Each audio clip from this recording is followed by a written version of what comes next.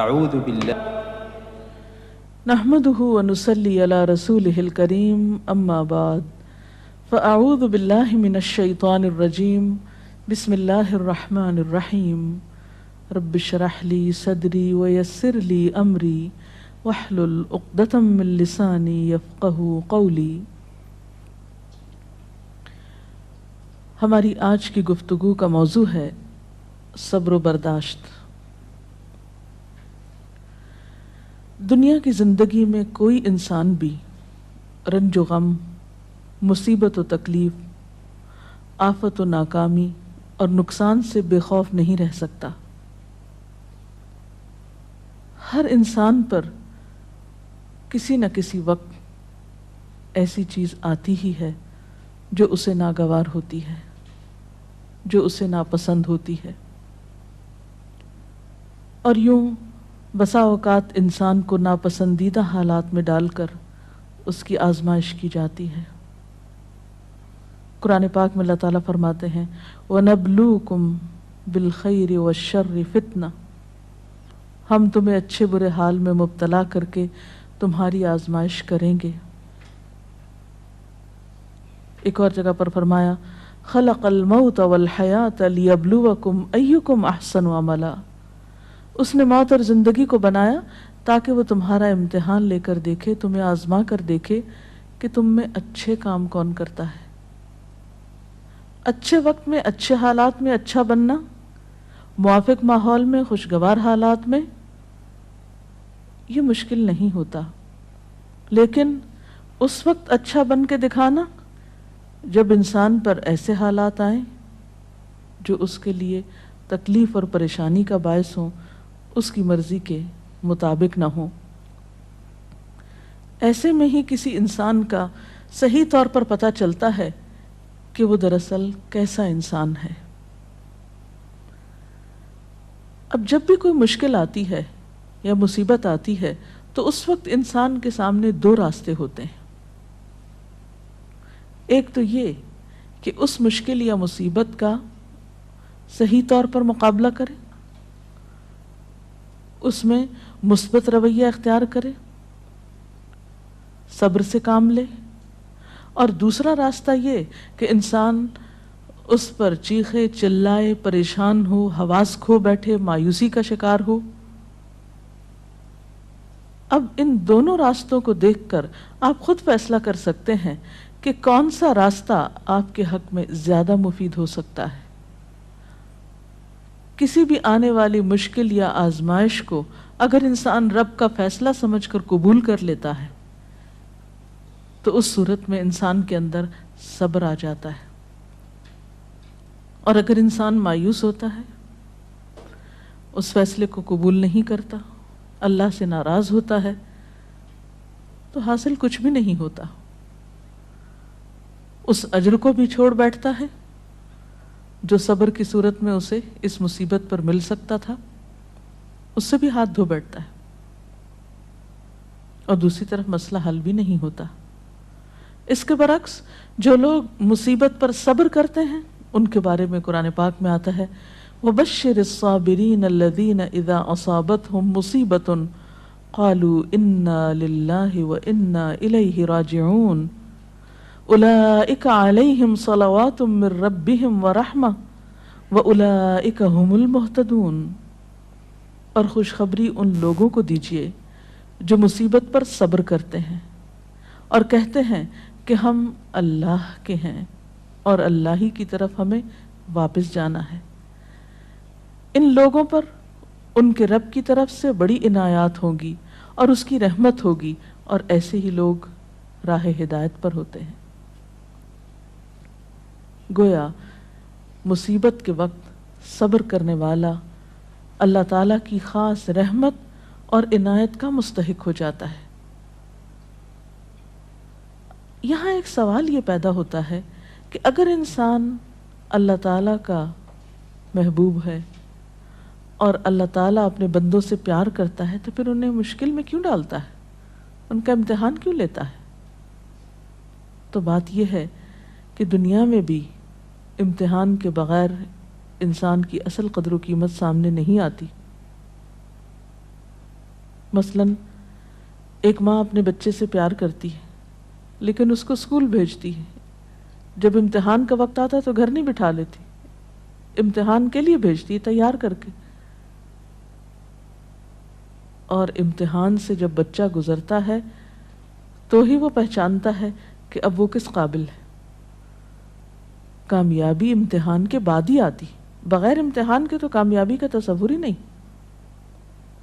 اسی طرح ہم دیکھتے ہیں کہ دنیا کی تاریخ میں جس طرح کے بھی لوگ آئے، خواہ وہ نیک آئے یا بد آئے، اچھے یا برے، انبیاء اور صالحین تھے یا فاسقین و فجار تھے، آزمائشیں ہر ایک کی زندگی میں آئیں۔ اس دنیا میں سب کو امتحانوں سے گزرنا پڑا۔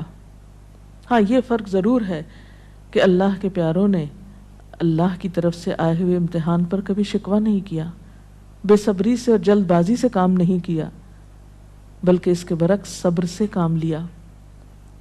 نبی صلی اللہ علیہ وسلم نے فرمایا کہ اذا احب اللہ قوما، جب اللہ کسی قوم سے، کسی گروہ سے محبت کرتا ہے، ابتلاہم، تو ان کو آزما لیتا ہے۔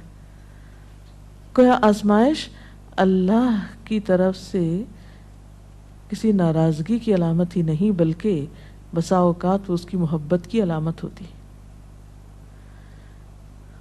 پھر فرمایا کہ جو شخص اس پہ راضی ہو جاتا ہے اللہ اس کے لیے راضی ہو جاتا ہے، اور جو ناراض ہوتا ہے اللہ تعالیٰ اس سے ناراض ہو جاتا ہے۔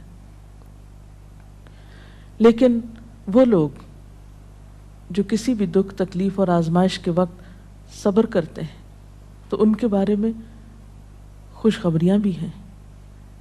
ایک جگہ پر آتا ہے ان اللہ مع الصابرین، اللہ صبر کرنے والوں کے ساتھ ہے۔ وبشر الصابرین، صبر کرنے والوں کو بشارت دے دو۔ اور قیامت کے دن تو صبر کرنے والوں کا اجر بے پناہ ہے۔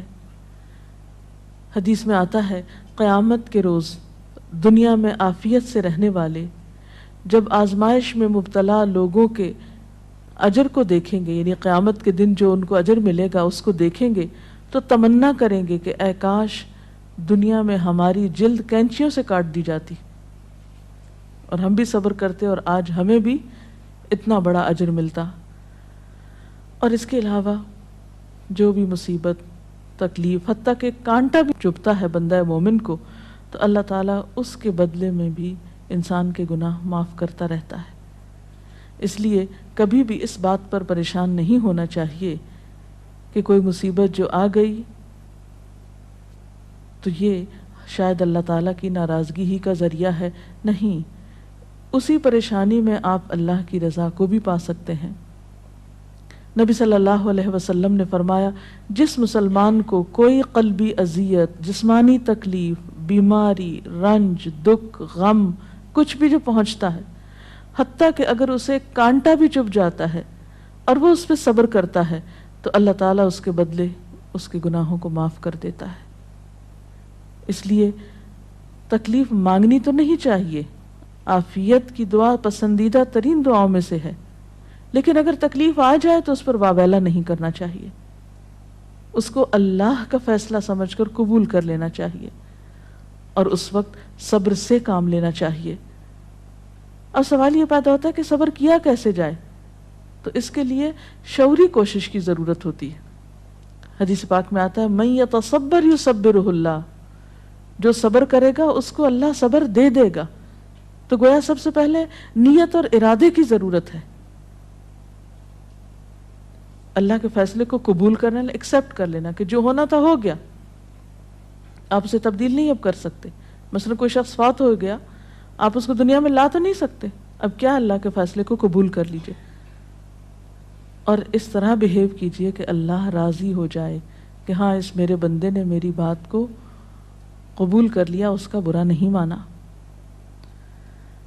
پھر اسی طرح انسان اپنے رب کی طرف سے ملنے والی نعمتوں کو اس موقع پہ یاد کرے۔ جب ایک چیز جاتی ہے تو بہت سی ہمارے پاس بھی تو ہوتی ہیں، عموماً ہم اس کے پیچھے تو بہت روتے ہیں جو چلی جاتی ہے، اور جو نعمتیں ابھی ہمارے ہاتھ میں ہیں، ابھی ہمارے پاس ہیں، ان پر ہماری توجہ ہی نہیں جاتی۔ مثلا خدا نخواستہ بچوں میں سے اگر ایک فوت ہو گیا تو باقی تو ہیں، اگر خدا نہ خواستہ اولاد نہیں تو والدین تو ہیں، وہ نہیں بہن بھائی تو ہیں، صحت سلامتی عطا کی ہے، ساری نعمتیں اگر انسان ان کا احساس کرتا رہے، ان کا ذکر کرتا رہے، ان کو تسلیم کرتا رہے، تو انسان کے اندر صبر و رضا کی کیفیت پیدا ہوتی ہے۔ اور پھر اگر پھر بھی دل میں صبر نہ آئے تو ان لوگوں کے حالات پر نظر ڈالی جائے جو ہم سے زیادہ مصیبتوں کا شکار ہیں۔ اگر ہم کسی ایک بیماری میں خدا نخواستہ مبتلا ہیں تو ان لوگوں کو جا کر ہسپتالوں میں دیکھیے جو ایک وقت میں کئی ایک بیماریوں میں مبتلا ہیں۔ تو ہمیشہ تکلیف میں اپنے سے بڑی تکلیف والے پہ نظر ڈالیں گے تو اپنی بھول جائیں گے۔ اور اس کے ساتھ ساتھ یہ ہے کہ انسان کو دعا بھی کرتے رہنا چاہیے۔ قرآن پاک میں بھی ایسی دعائیں ملتی ہیں جیسے ربنا افرغ علینا صبرا وتوفنا مسلمین، ربنا افرغ علینا صبرا وثبت اقدامنا، ان دعاؤں کو بھی پڑھنا چاہیے۔ اسی طرح حضرت ابن عباس کا بیان ہے کہ نبی صلی اللہ علیہ وسلم جب کسی رنج و غم میں مبتلا ہوتے تو یہ دعا کیا کرتے تھے، لا الہ الا اللہ رب العرش العظیم، لا الہ الا اللہ رب السماوات و رب الارض و رب العرش الکریم۔ تو اللہ کا ذکر، اس کی دی ہوئی نعمتوں کا شکر انسان کے لیے صبر کے معاملے کو آسان کر دیتا ہے۔ اور حقیقت یہ ہے کہ صبر سے بڑھ کر کوئی چیز نہیں جو انسان کے لیے اتنی فائدہ مند ہو، جیسا کہ ایک بخاری کی حدیث میں آتا ہے، ما اعطی احد عطاء ما اعطی احد عطاء خیرا واوسع من الصبر۔ صبر کی توفیق سے بڑھ کر سمجھ لو کہ بہتر اور عمدہ نعمت کسی اور کو نہیں ملی۔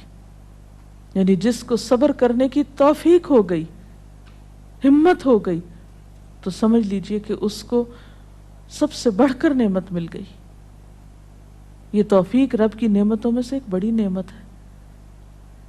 اور ایک اور روایت میں تو صبر کو آدھا ایمان کہا گیا، صبر نصف الایمان۔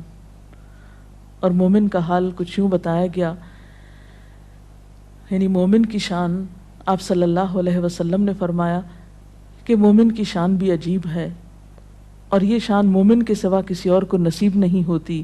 ان اصابتہ سراء شکر فکان خیر لہ وان اصابتہ ضراء صبر فکان خیر لہ، کہ اگر اسے راحت اور خوشی ہوتی ہے تو وہ شکر کرتا ہے، اس طرح اپنی نیکی کو بڑھا لیتا ہے، اور اگر اسے کوئی تکلیف پہنچتی ہے تو صبر کرتا ہے، اور اس سے وہ اپنے درجے بڑھا لیتا ہے۔ تو گویا صبر ہر حال میں انسان کے لیے فائدہ مند ہے اور انسان کے درجات کو بڑھانے کا ذریعہ ہے۔ اس کے برعکس بے صبری انسان کے لیے کسی طور پر بھی فائدہ مند نہیں۔ بے صبری سے کوئی کام نہیں بنتا، بے صبری سے کوئی بھی نتیجہ نہیں نکلتا، آپ تقدیر کے کسی فیصلے کو پلٹا نہیں سکتے۔ اس لیے صبر کرنا فائدہ مند ہے۔ اللہ تعالیٰ سے اس کی توفیق مانگنی چاہیے۔ اللہ تعالیٰ ہم سب کو اپنی عافیت میں رکھے، اور اگر اس کے فیصلے سے کوئی آزمائش زندگی میں آئی ہوئی ہے تو اس پر صبر کے ساتھ اللہ سے رجوع کرنے کی توفیق ملتی رہے۔ اس سلسلے میں اگر کوئی سوال ہو آپ کے ذہن میں۔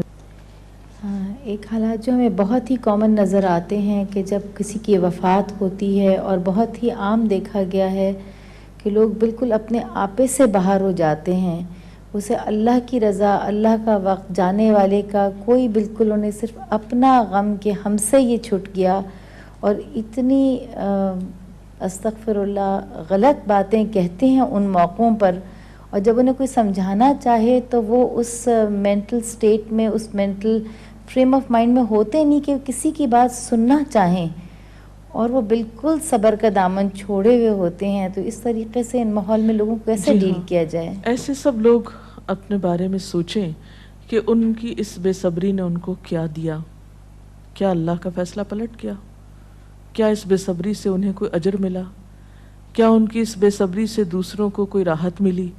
جب انسان بے صبری سے کام لیتا ہے تو وہ نہ صرف یہ کہ خود کو پریشان کرتا ہے بلکہ اپنے آس پاس کے لوگوں کے لیے ایک اذیت کا سبب بن جاتا ہے، ان پہ ایک بوجھ بن جاتا ہے۔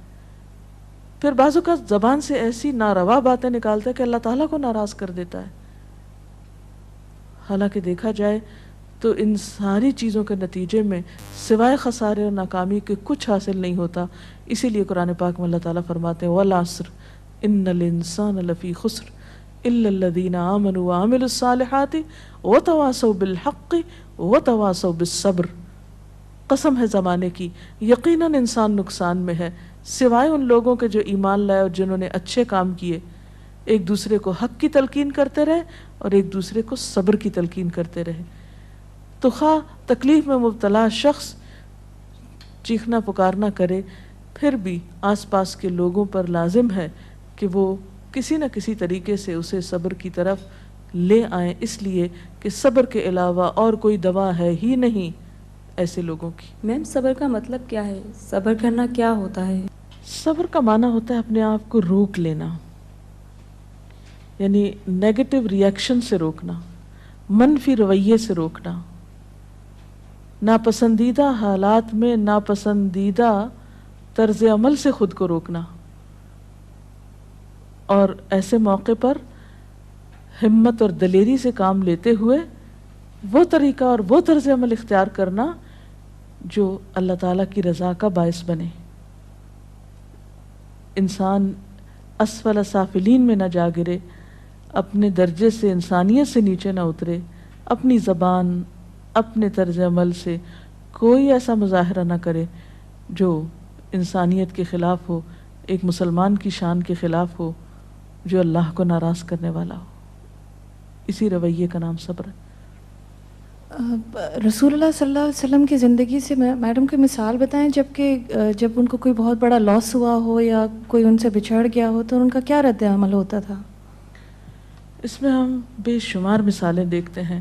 مثلاً آپ دیکھتے ہیں کہ سفر طائف کے موقع پر جب آپ صلی اللہ علیہ وسلم کو لوگوں نے پتھروں سے مارا، آپ پہ آوازیں کسے، آپ نے ان کو بد دعا تک نہیں دی، خاموشی اختیار کی، پیدل چلتے آئے، پھر ایک باغ میں آ کر آپ نے آرام فرمایا.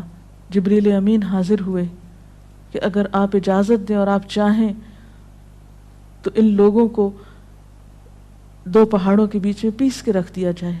لیکن آپ نے اس موقع پر بھی کوئی بات ایسی زبان سے نہیں نکالی، بلکہ کیا فرمایا کہ اللہ ان کو ہدایت دے، شاید ان کی نسلوں میں سے کوئی ایسا شخص ہو جو ہدایت پا جائے. اور ہم دیکھتے ہیں کہ محمد بن قاسم اسی قبیلے سے تعلق رکھتا تھا جس کی وجہ سے سندھ فتح ہوا اور یہاں اسلام کا دورہ ہوا.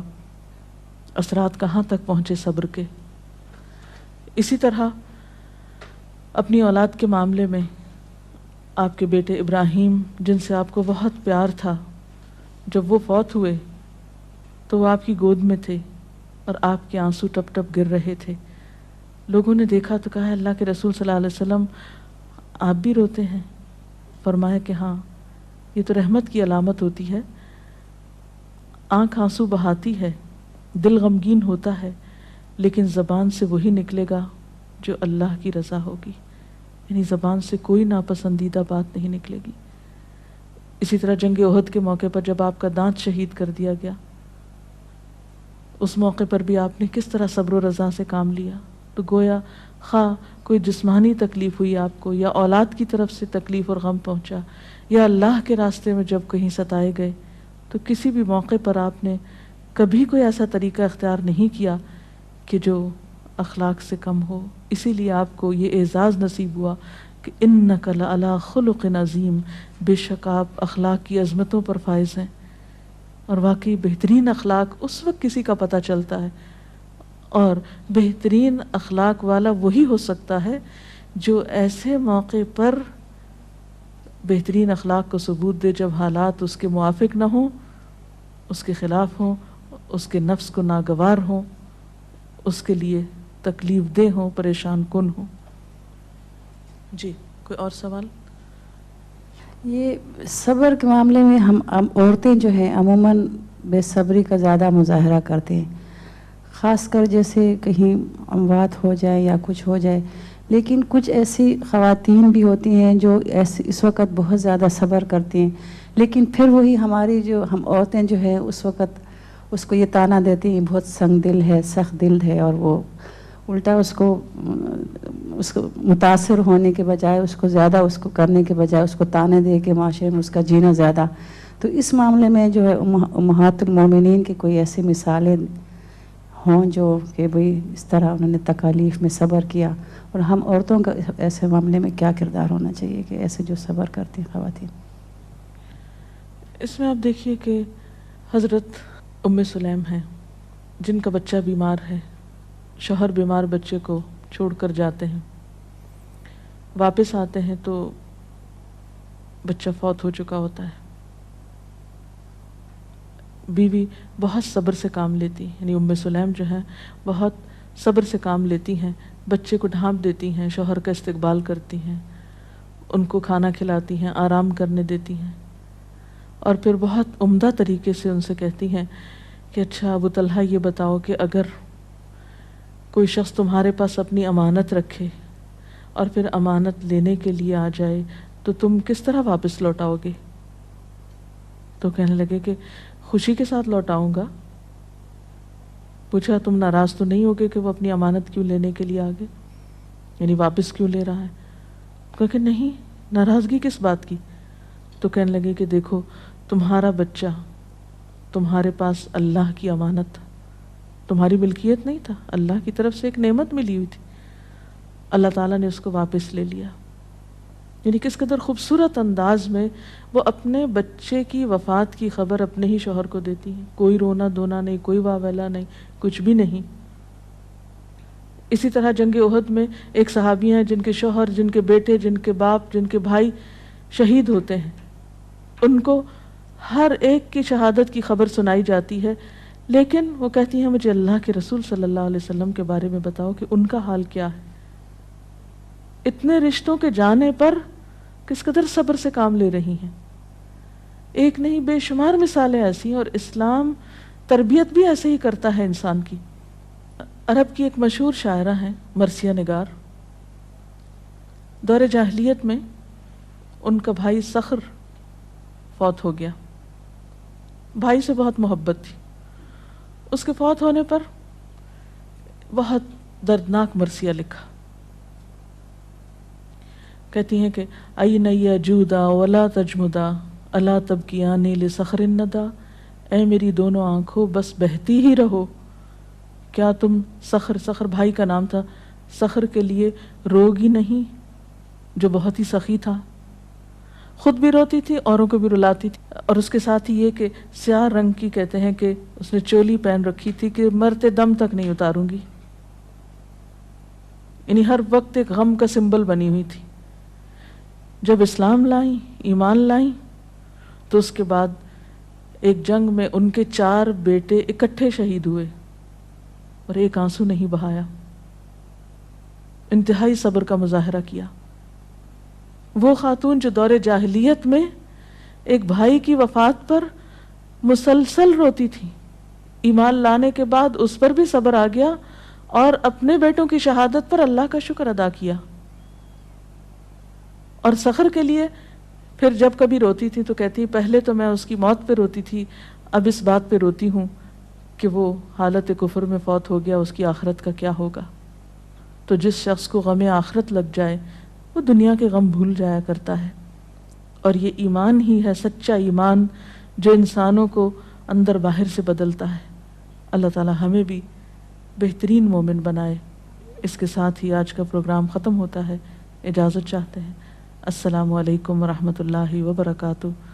سبحانک اللہم وبحمدک، نشہد ان لا الہ الا انت، نستغفرک ونتوب الیک. اللہ اکبر اللہ اکبر، لا الہ الا اللہ واللہ اکبر، اللہ اکبر وللہ الحمد.